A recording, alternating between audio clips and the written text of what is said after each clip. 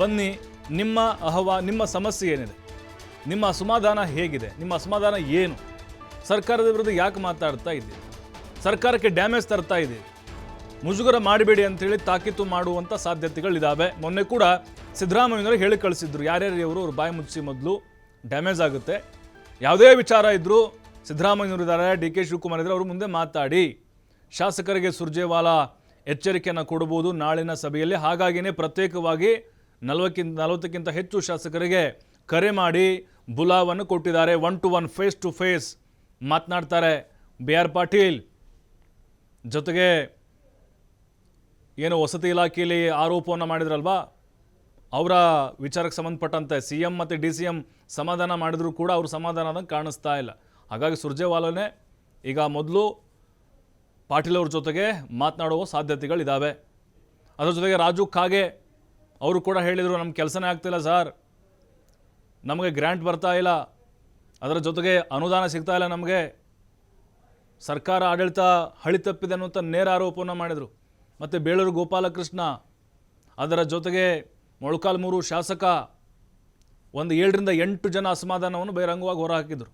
ಮೊದಲಿಗೆ ಅವರ ಮುನಿಸನ್ನು ಶಮನ ಮಾಡಬೇಕಾಗಿದೆ ಸುರ್ಜೇವಾಲಾ.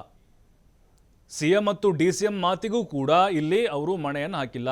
ಈಗ ಸಂಪುಟ ಪುನರಚನೆ ಆಗುತ್ತೆ ಅಂತ ಹೇಳ್ತಿದ್ದಾರೆ, ಹಲವರು ಆಕಾಂಕ್ಷಿಗಳಿದ್ದಾರೆ. ಈಗ ಕೆಲವರ ಹೆಸರುಗಳು ಕೂಡ ಓಡ್ತಾ ಇದ್ದಾವೆ, ಕೆಲವ್ರನ್ನ ಕೈ ಬಿಡಲಾಗುತ್ತೆ ಅನ್ನುವಂಥದ್ದು ಹೇಳ್ತಾ ಇದ್ದಾರೆ. ಹಾಗಾಗಿ ಯಾರನ್ನ ಕೈ ಬಿಟ್ಟರು ಕೂಡ ಅಲ್ಲಿ ಅಸಮಾಧಾನ ಸಹಜವಾಗಿ ಸ್ಫೋಟ ಆಗುತ್ತೆ. ಅವ್ರನ್ನ ಸಮಾಧಾನ ಮಾಡಬೇಕು. ಜೊತೆಗೆ ಈಗ ಸರ್ಕಾರದ ವಿರುದ್ಧ ಸಿಡಿದೆದ್ದಿರುವಂತಹ ಶಾಸಕರನ್ನು ಹಿಡಿದಿಟ್ಟುಕೊಳ್ಳೋದು ಹೇಗೆ, ಇದೆಲ್ಲವನ್ನು ಕೂಡ ಅವರ ಜೊತೆಗೆ 1-to-1 ಚರ್ಚೆ ನಡೆಸಲಿದ್ದಾರೆ. ಮತ್ತಷ್ಟು ಮಾಹಿತಿ ಕೊಡ್ತಾರೆ ನಮ್ಮ ಪ್ರತಿನಿಧಿ LN ಸ್ವಾಮಿ ನೇರ ಸಂಪರ್ಕದಲ್ಲಿ. LN ಸ್ವಾಮಿ, ಈಗ ಸೆಪ್ಟೆಂಬರ್ ಕ್ರಾಂತಿಯ ಬಾಂಬನ್ನು ಹಾಕಿದ್ದಾರೆ ರಾಜಣ್ಣ, ಆ ಹೊತ್ತಲ್ಲೇ ಸುರ್ಜೇವಾಲಾ ಬರ್ತಾ ಇದ್ದಾರೆ. ಇವರ ಭೇಟಿ ರಾಜ್ಯ ಕಾಂಗ್ರೆಸ್ಗೆ ಎಷ್ಟು ಮಹತ್ವ ಪಡೆದುಕೊಂಡಿದೆ, ಜೊತೆಗೆ ಶಾಸಕರಿಗೆ, ಅಸಮಾಧಾನ ಹೊಂದಿರುವಂಥ ಶಾಸಕರಿಗೆ ಎಚ್ಚರಿಕೆಯ ಸಂದೇಶಗಳನ್ನು ಹೈಕಮಾಂಡ್ನಿಂದ ಹೊತ್ತು ತರ್ತಾ ಇದ್ದಾರಾ ಸುರ್ಜೇವಾಲಾ ಅನ್ನೋದು?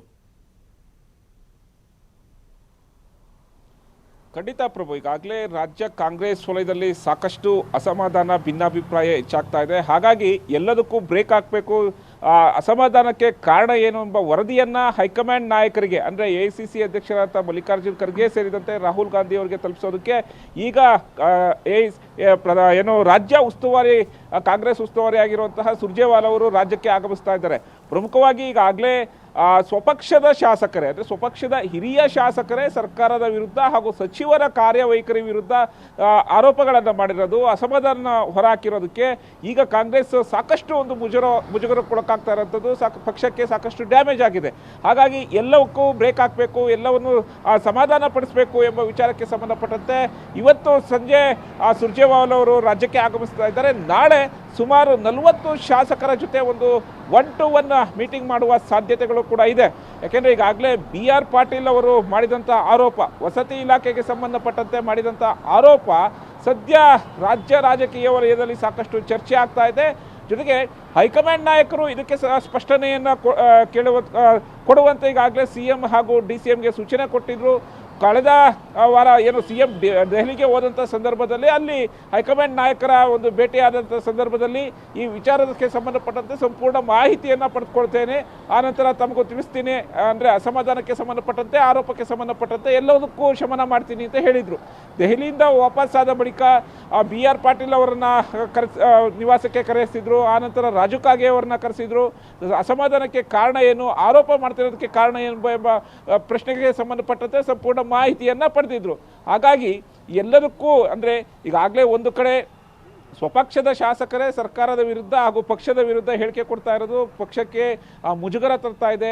ಜೊತೆಗೆ ವಿಪಕ್ಷಗಳಿಗೆ ಹೋರಾಟ ಮಾಡೋದಕ್ಕೆ ಕಾಂಗ್ರೆಸ್ ಪಕ್ಷದ ನಾಯಕರೇ ಅಸ್ತ್ರವನ್ನು ಕೊಡ್ತಾ ಇರೋಂಥದ್ದು. ಹಾಗಾಗಿ ಇದು ಮುಂದೆ ಹೋದರೆ ಇನ್ನಷ್ಟು ಡ್ಯಾಮೇಜ್ ಆಗುತ್ತೆ, ಈ ಡ್ಯಾಮೇಜ್ ಕಂಟ್ರೋಲ್ ಮಾಡಲೇಬೇಕು ಎಂಬ ಹಿನ್ನೆಲೆಯಲ್ಲಿ ಈಗ ಸುರ್ಜೇವಾಲಾ ಅವರು ರಾಜ್ಯಕ್ಕೆ ಆಗಮಿಸ್ತಾ ಇದ್ದಾರೆ. 1-to-1 ಸಭೆ ಮಾಡುವ ಸಾಧ್ಯತೆಗಳು ಇದೆ.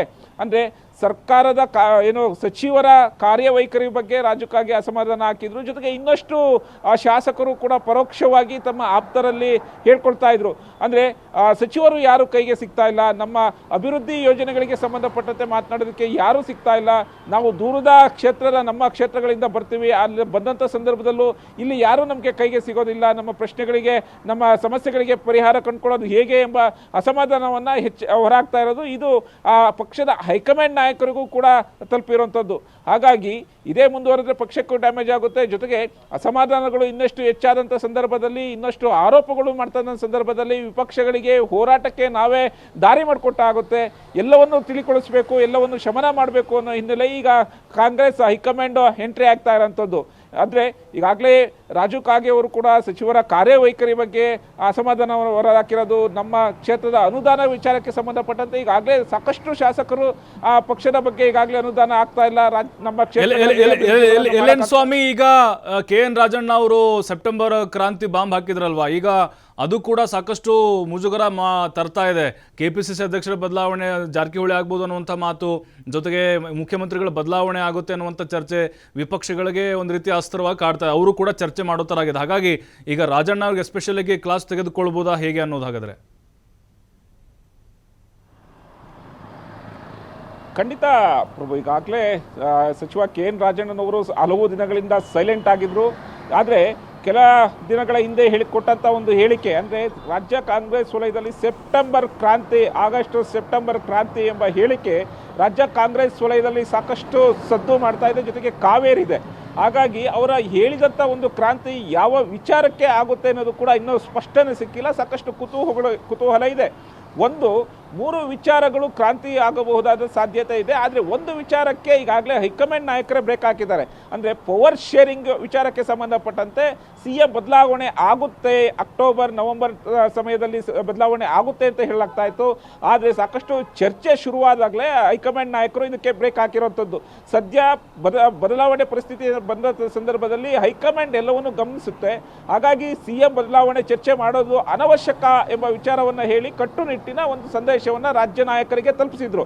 ಅಂದರೆ CM ಬದಲಾವಣೆಗೆ ಸಂಬಂಧಪಟ್ಟಂತೆ ಯಾರೂ ಕೂಡ ಬಹಿರಂಗವಾಗಿ ಮಾಧ್ಯಮಗಳ ಮುಂದೆ ಹೇಳಬೇಡಿ, ಬಹಿರಂಗವಾಗಿ ಚರ್ಚೆ ಮಾಡಬೇಡಿ ಎಂಬ ತಾಕೀತನ್ನು ಮಾಡಿದ್ರು. ಹಾಗಾಗಿ ಇದಕ್ಕೆ ಸಂಪೂರ್ಣವಾದಂಥ ಒಂದು ಬ್ರೇಕ್ ಬಿದ್ದಿದೆ. ಆದರೆ ಈಗ ಉಳಿದಂಥ 2 ವಿಚಾರಗಳು ಅಂದರೆ ಪ್ರಭು, ಒಂದು KPCC ಅಧ್ಯಕ್ಷರ ಬದಲಾವಣೆ, ಮತ್ತೊಂದು ಕ್ಯಾಬಿನೆಟ್ ರೀಶಫಲ್.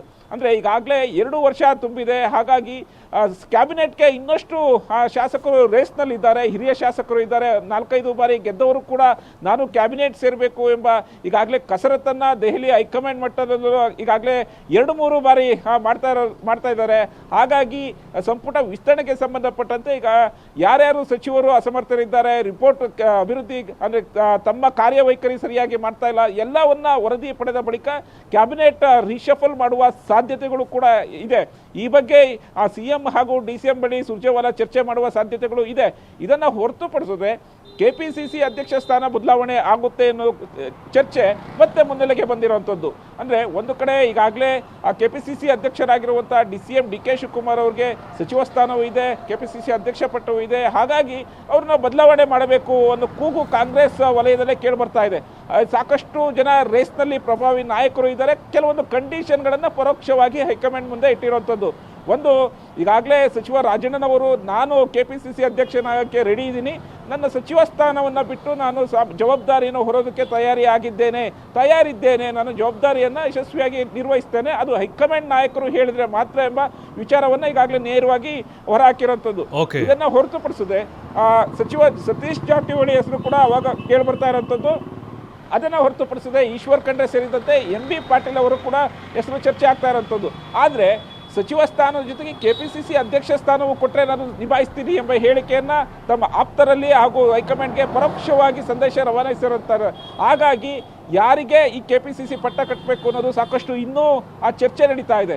ಒಂದು 3 ವಿಚಾರಗಳು ಅಂದರೆ CM ಬದಲಾವಣೆಗೆ ಬ್ರೇಕ್ ಬಿದ್ದಿರುವಂಥದ್ದು, 2 ಕ್ಯಾಬಿನೆಟ್ ರೀಶಫಲ್ ಸಂಬಂಧಪಟ್ಟಂತೆ, ಜೊತೆಗೆ KPCC ಅಧ್ಯಕ್ಷರ ಬದಲಾವಣೆ, ಈ ವಿಚಾರಗಳ ಬಗ್ಗೆ ಕೂಡ ರಾಜ್ಯದ ನಾಯಕರು ಹಾಗೂ ಶಾಸಕರ ಜೊತೆ ಒಂದಿಷ್ಟು ಮಾಹಿತಿಗಳನ್ನು ಪಡೆದುಕೊಳ್ಳುವ ಸಾಧ್ಯತೆಗಳು ಕೂಡ ಇದೆ. ಪ್ರಮುಖವಾಗಿ ಸರ್ಕಾರದ ವಿರುದ್ಧ ಕೇಳಿ ಬಂದಿರುವಂಥ ಒಂದು ಸ್ವಪಕ್ಷದ ಶಾಸಕರೇ ಆರೋಪ ಮಾಡಿರುವಂಥ ಒಂದು ಆರೋಪಗಳಿಗೆ ಸಂಬಂಧಪಟ್ಟಂತೆ 1 to 1 ಅಂದರೆ ಸುಮಾರು 40 ಶಾಸಕರ ಜೊತೆ ನಾಳೆ ಮೀಟಿಂಗ್ ಮಾಡಿ ಅವರ ಒಂದು ಆ ಮಾಹಿತಿಯನ್ನು ಕಲೆ ಹಾಕುವ ಸಾಧ್ಯತೆಗಳು ಕೂಡ ಹೆಚ್ಚಾಗಿದೆ. ಪ್ರಭು, ಥ್ಯಾಂಕ್ ಯು ಎಲ್ ಎನ್ ಸ್ವಾಮಿ ತಮ್ಮೆಲ್ಲ ಮಾಹಿತಿಗಾಗಿ.